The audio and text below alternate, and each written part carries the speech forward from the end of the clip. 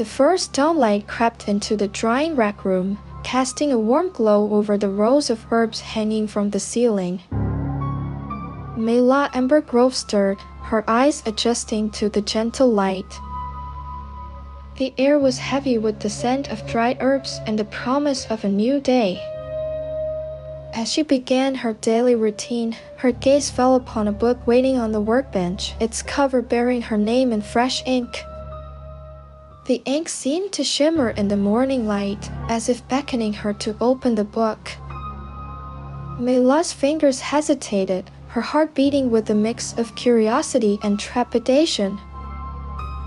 The silence of the room was almost palpable, punctuated only by the soft rustling of the herbs in the morning breeze. Outside, the birds had begun to sing, their melodies intertwining with the creaks and groans of the old wooden building. The sound of dripping water echoed from the corner of the room, where a small leak had formed in the roof. As the light grew stronger, the shadows on the wall seemed to retreat, like dark creatures fleeing from the dawn. Maela's breath caught in her throat as she approached the book, her hand reaching out to touch the cover. The wood of the workbench was cool beneath her fingers, and the herbs seemed to lean in, as if eager to witness her discovery. The morning light cast a warm glow on the dust motes dancing in the air, and the scent of the herbs filled her nostrils, a potent mix of earthy and floral notes. The room was a sanctuary, a place where Maela could escape the world outside and lose herself in the rhythm of her work. Maela's fingers finally gave in to the curiosity, and she opened the book. The words within followed the rhythm of her own work, as if the book had been waiting for her all along. The cadence was soothing, yet it sent a shiver down her spine. As she delved deeper into the book, the room around her began to fade into the background, leaving only the sound of her own heartbeat and the gentle rustle of the pages. The words seemed to seep into her mind, filling her with an unshakable sense of wonder. And yet, with each passing moment, the silence of the room grew thicker, like a fog rolling in. The shadows on the wall seemed to deepen, as if the darkness was coalescing into a presence. Maela felt the weight of the book's words settling upon her, as if she was being drawn into a world beyond her own. The scent of the herbs grew stronger, and the sound of the dripping water seemed to slow, as if time itself was bending to the book's rhythm. As she read on, the world outside receded, leaving only the book, the room, and the darkness that lurked within. The pages turned with a soft whisper, the words blurring together as Maela's eyes grew heavy with the weight of the book's secrets. The room was a maze, and Maela was lost in its twists and turns, the book her only guide. The darkness seemed to be waiting for her, its presence a palpable force that filled the room. Maela's heart pounded in her chest, as if trying to escape the crushing weight of the book's secrets. The days blended together as Maela returned to the book again and again.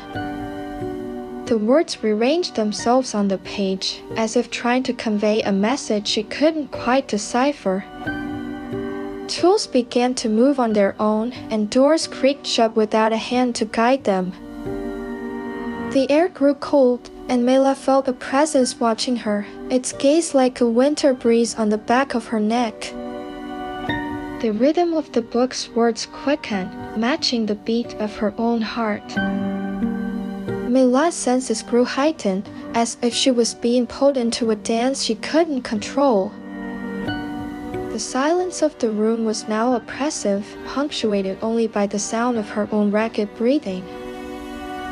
And then there were the moments when the book seemed to turn its pages on its own, the sound echoing through the room like a death knell. The shadows on the wall seemed to twist and writhe like living things. The scent of the herbs grew bitter, and the sound of the dripping water slowed to a crawl. Maela felt herself being drawn into a world of darkness where the rules of reality no longer applied. The presence watched her, its gaze burning with an otherworldly intensity. As the days passed, the room grew darker, the shadows deepening into abyssal voids.